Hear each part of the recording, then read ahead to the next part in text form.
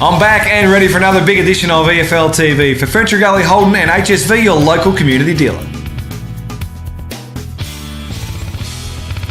Always great to catch up with Vinnie Waterworth, EFL's media manager on EFL TV, and we've got a bit of a different format, Vinnie, today. Looking forward to seeing how it goes. G'day. Yeah, hello, Half. Good to see you. Good to see you back as well. Are you a bit nervous? Tony Shebeki was very impressive in his EFL TV debut last week. He would have loved it too, the big Shebexter. Likes the camera Shebexter, from what I understand. Yeah, the reason he's not on it too often, the mighty Shebexter, but he's a great man. He did a great job, and we appreciate his assistance last week on EFL TV. Now, normally we find out what's happening in the league, this segment on EFL TV, but we've decided to just change it up a touch. And we're going to work backwards from Divi 4 to Divi 1, but we're only going to do Divi 4 and 3 in this seg and come back later and do 2 and 1. So let's kick it off with Divi 4. It's a big game. Sylvan take on the Eastern Lions in Divi 4, and going through the whole roster this week, the fixture, it's probably the toughest game of any level of footy in the Eastern Footy There's League. probably a lot of gimme tips so far, in this weekend half, but the Sylvan Eastern Lions clash is very interesting. Two teams who struggled in 2011 to say the least, but they've really taken a step up in 2012. So really looking forward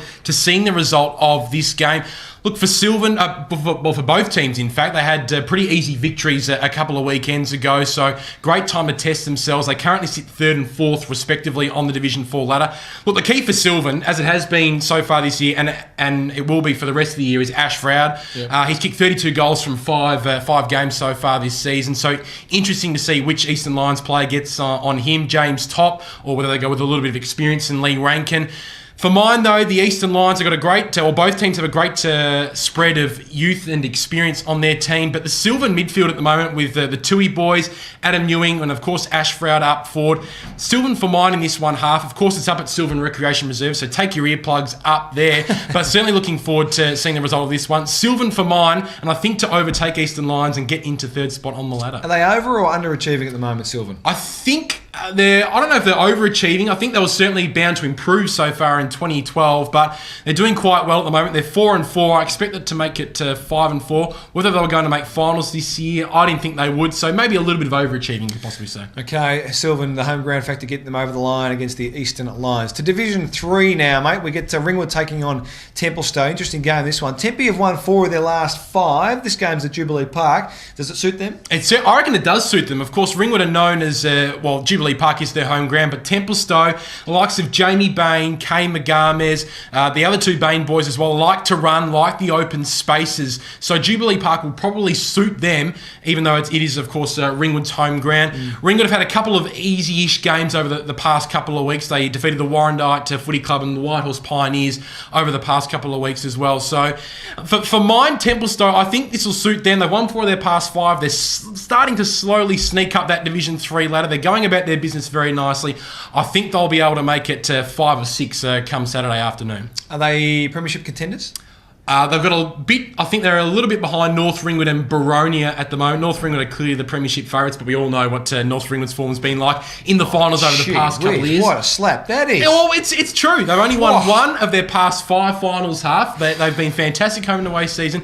We'll talk about North Ringwood a little bit later on in the year. Templestowe for mine will win this game, but I still think they're a little behind some of the big boys of Division 3. And a big slap for the Saints as well. Vinnie Waterworth on fire here on EFL TV. We'll take a break, come back with Michael Vozzo very, very shortly, and get back to you later on for Division 2 and Division 1. Ball's kicked inside 50 for Noble Park over the top of Scalesgo. Gave a little toe poke to Georgie Angelopoulos. That was good. Had the run of a zig. Elwyn too easy around the body. Kicks a goal. That was good play by Noble Park. They got the spare player happening and they worked it magnificently and they kicked their second. It's always nice to have a chance to catch up with the EFL's head of umpiring, Michael Vozzo, and he joins us again on EFL TV. G'day, Mick.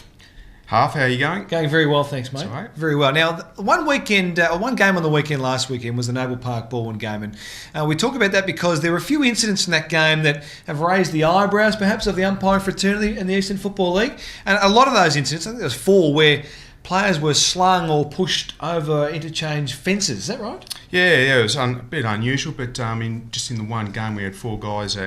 One in particular where he was slung actually over the fence and knocked a spectator over, and on another 3 occasions guys were pushed or bumped into a fence, which we think is just unnecessary.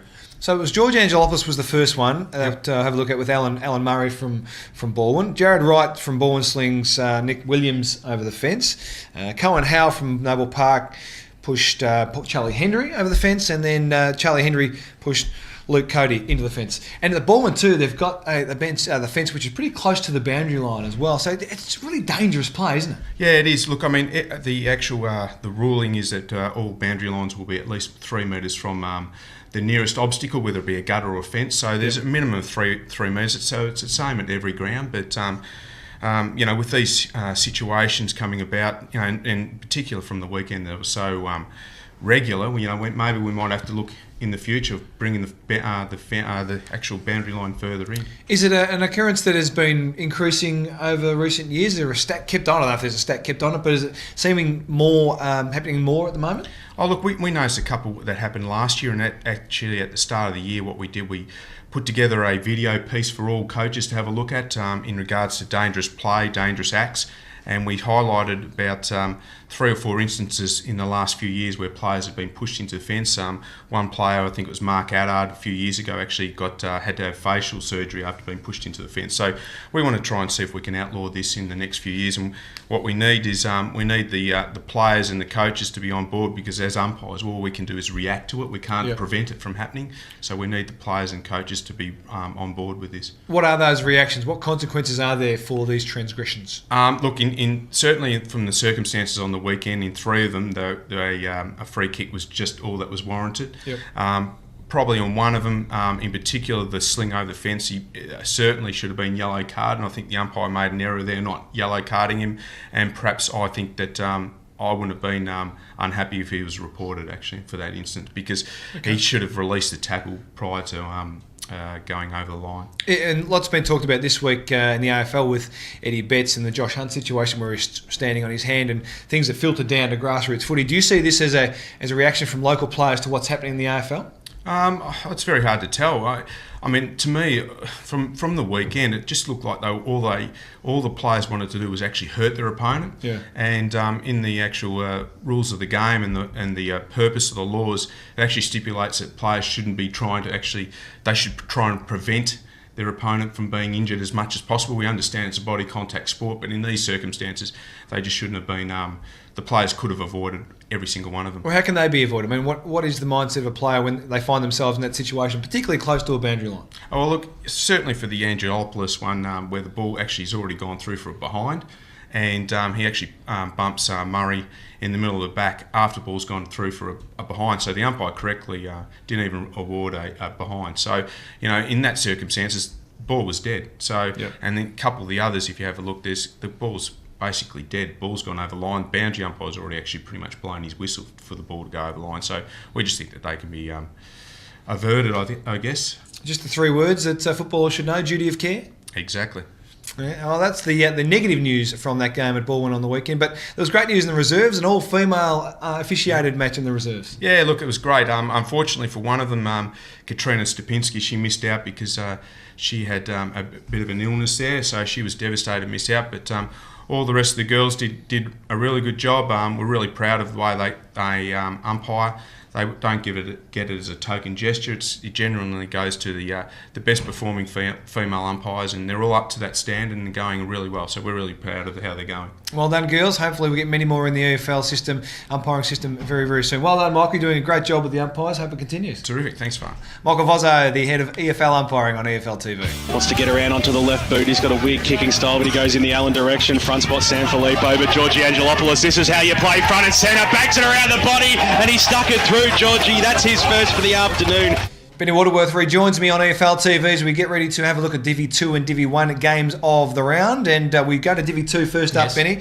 And we've got Doncaster East taking on Doncaster, cross-town rivals. Is there bad blood? And there could be a little bit of bad blood. These two teams haven't played each other for a couple of years. We're actually looking forward to finding out if there is a little bit of bad blood half, because we're broadcasting this one on 98.1 Radio Eastern FM on Saturday. Yes, the Caravan at Courage. Actually, we'll be up in the Doncaster East club rooms. David Whalen's already set it out nice nicely for us. So Nice. we're looking forward to getting out there. Of course, streaming on the EFL's YouTube channel, which is going along very nicely at the moment. So make sure you tune in on Saturday afternoon. Doncaster East had a slow start to the year, but they've won 2 of their past 3 games. Huge victory over Upper Ferntree Gully a couple of weeks ago. And it's down to Lee Murphy, who I rate half as one of the best players in Division 2. When he's been named in the best players, Doncaster East seem to step it up a gear. They're certainly a much better team when he's in form. Doncaster struggled this year, only got the 2 wins since coming up from Division 3 into Division 2. And a big reason behind that half is their defence has been a big strength for them over the past couple of years. But they've struggled so far this year. They've conceded the second most amount of points of any Division 2 side so far this year. So that sways me towards Doncaster East, as well as a home ground advantage out there at Zerby's Reserve. Should be a great atmosphere, local crosstown rivals, but thinking Doncaster East at home. Hopefully a big crowd in that one at the 98.1 Radio Eastern game of the round. So it'll be on the dial, and of course, as Benny said, on the EFL YouTube channel as well, streaming live that game. Right, Divi 1. Yes. Scoresby take on East Burwood at Scoresby. 3 weeks ago, these two teams had a very different position on the EFL ladder. Can you believe it, Half? 3 weeks ago, as you said, 1 and 2 these two teams sat on the ladder. Now they're fighting to stay in the top 5. It just goes to show how even Division 1 is this season. So looking forward to seeing the result of this game. Huge game for both of these clubs. Scoresby had a bit of a reality check over the past 3 weeks, lost their past 3 games after winning their first 4 games. Interesting to note, Half, with a forward line like Kirby McConnon and Chris Hogle and Jared Hicks are all very good players. Scoresby have only kicked 100 points or more in 1 game so far this year. Gee. Interesting to note, though, it was against East Burwood in round 1 that occurred, where they kicked 100 and more points. So East Burwood, while they're a great attacking team, they also leak a fair amount of points, and that's sort of been exposed over the past couple of weeks as well.